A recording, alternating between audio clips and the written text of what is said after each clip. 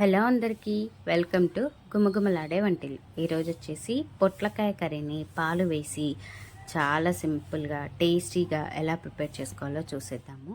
చేసి స్టవ్ పైన ఒక ప్యాన్ పెట్టేసుకొని ఇందులో 3 టేబుల్ స్పూన్ల వరకు ఆయిల్ వేసేసుకోండి.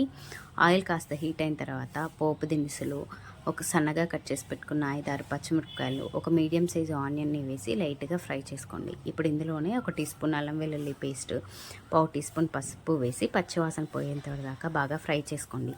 ఇప్పుడు మనం ముందుగా కట్ చేసి పెట్టుకున్న టమాటా ముక్కల్ని, ఒక 4 మీడియం సైజ్ టమాటా ముక్కల్ని, అలాగే పొట్టు తీసి గుండ్రంగా కట్ చేసి పెట్టుకున్న పొట్లకాయని కూడా వేసి ఈ ఆయిల్ అంతా వీటికి బాగా పట్టేలాగా ఒక 2 నిమిషాలు బాగా కలుపుకొని మూత పెట్టి 10 నుండి 15 నిమిషాల పాటు లో ఫ్లేమ్లోనే మగ్గనివ్వాలి. మనకి పొట్లకాయ అనేది సాఫ్ట్గా మగ్గాలి. ఇలా మధ్యలో మాడిపోకుండా ఒకసారి తీస్తూ కలిపి మళ్ళీ మూత పెట్టి మగ్గించుకోవాలి. అలా అయితే మనకి అడగంటదనమాట.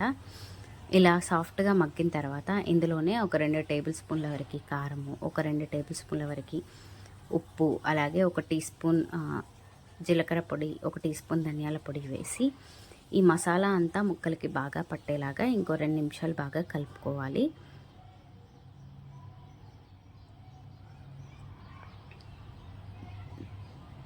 ఇలా అంతా కలుపుకొని మూత పెట్టి లో ఫ్లేమ్లోనే ఒక 5 నిమిషాలు మగ్గనివ్వాలి. ఈలోపు ఒక బౌల్లో ఒక 2 టేబుల్ స్పూన్ల శనగపిండి వేసుకొని అందులోనే పాలు కానీ నీళ్లు కానీ వేసి లంప్స్ లేకుండా బాగా కలుపుకోవాలి. ఈ పిండి అనేది ముద్దలు లేకుండా గడ్డ కట్టకుండా బాగా కలుపుకోవాలి.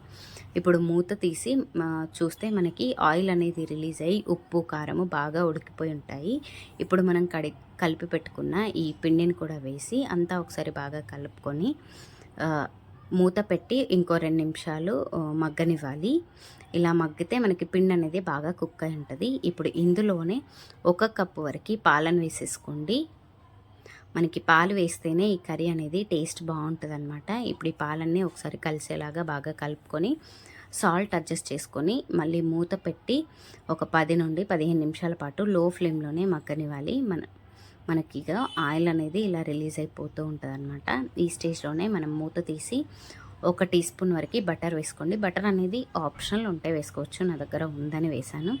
అలాగే కొత్తిమీర కూడా వేసి మళ్ళీ ఒకసారి మూత పెట్టి ఇంకో 2 నిమిషాలు ఈ ఫ్లేవర్స్ అన్నీ బాగా పట్టేలాగా 2 నిమిషాలు బాగా మగ్గనిచ్చుకొని మూత తీసి ఇవన్నీ బాగా కలిసేలాగా బాగా కలుపుకోవాలి. నేను ఇక్కడ వాటర్ ఏమీ పోయలేదు, ఓన్లీ పాలతో మాత్రమే ఉడికిస్తున్నాను. అప్పుడే మనకి టేస్ట్ అనేది చాలా బాగుంటుంది. చూసారు కదా, ఇంకో 10 నిమిషాల తర్వాత మనకి ఆయిల్ అనేది ఇలా రిలీజ్ అవుతుంది అంటే మనకి కర్రీ అనేది రెడీ అయిపోయినట్టే. అంతే అండి. మీరు అంటే మీకు గ్రేవీ కావాలి అనుకుంటే కొంచెం ఇలా ఉన్నప్పుడే దింపేసుకోవచ్చు, లేదు అంటే కాస్త దగ్గర పడ్డ తర్వాతకి దింపుకోవచ్చు. ఇలా ఒకసారి ట్రై చేయండి, టేస్ట్ అయితే చాలా చాలా బాగుంటుంది. అండ్ పొట్లకాయ తినని వాళ్ళు కూడా చాలా బాగా తింటారు. రైస్ అయినా చపాతీలోకైనా చాలా టేస్టీగా ఉంటుంది. ఒకసారి మీరు ట్రై చేసి మీ ఫీడ్బ్యాక్ని నా కామెంట్ సెక్షన్లో కామెంట్ చేయండి. ఇలాంటి సింపుల్ అండ్ టేస్టీ రెసిపీస్ కోసం గుమగుమలాడే వంటిల్లు ఛానల్ని సబ్స్క్రైబ్ చేసుకోండి. Thank you for watching.